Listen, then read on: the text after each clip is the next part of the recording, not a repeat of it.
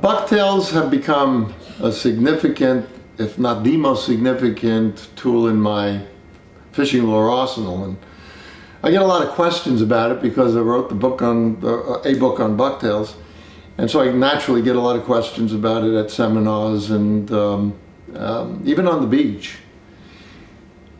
Bucktails are important to me and are an essential lure for me because I can imitate any kind of bait.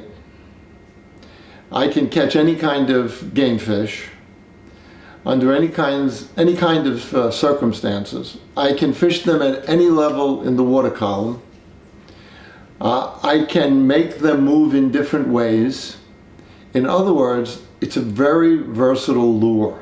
Most of the other lures we use, if you stop to think about it, are really limited. They're what I call niche lures. So you can only use a pencil popper on the surface. You can only use a popper on the surface. You can only use a tin really properly near the bottom. And you can only really retrieve them at one speed. If you retrieve them too quickly, they tend to spin. They don't get that back and forth wiggle. Perhaps the biggest niche lure of all is metal lip swimming plugs, because you have to have just the right surface conditions, you have to have just the right kind of bait, you have to have just the right separation in the bait, just the right separation in the game fish. The game fish have to be hunting out individuals. So that's probably the classic example of a niche lure. Whereas with bucktails, feeding on sand eels, no problem. Feeding on peanut bunker, no problem. Feeding on adult bunker, no problem. Feeding on herring, no problems. Feeding on spearing, no problems. Whatever they're feeding on, I can duplicate that with a bucktail.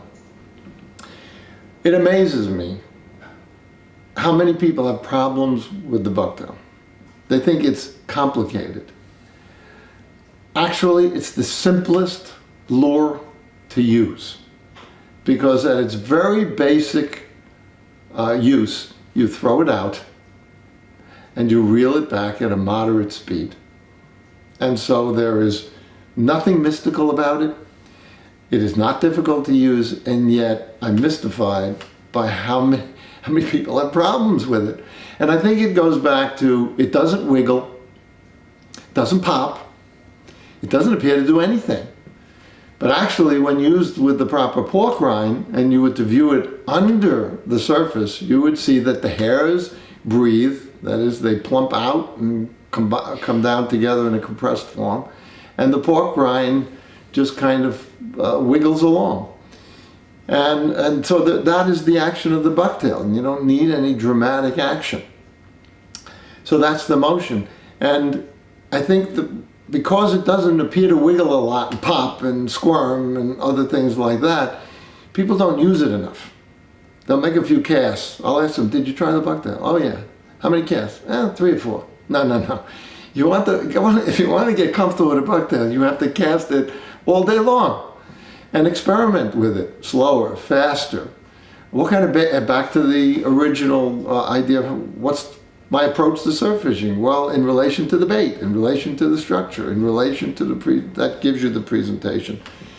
So its versatility, its ability to imitate almost any bait that swims, that really is at the heart of why I use a bucktail.